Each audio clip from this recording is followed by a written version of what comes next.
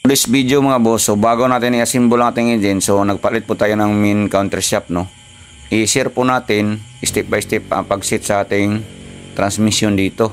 So circle lip muna sa gitna natin nilagay, tapos spline washer, then dito na natin ikabit yung ating unang gear. Ayan, so sa gitna po siya banda, tapos spline washer ulit. Dapat nga pala mga boss ay nasa tabang posisyon po yan, no? Dahil once na magkamali po tayo dito, so ayun, baka mabasag yung transmission natin. Tapos circle, tapos pangalawang gear natin dito. Ayan, hindi po yan pwedeng baliktad mga boss. Tapos washer ulit, then bushing. Ayan, so pangatlong gear natin dito mga boss.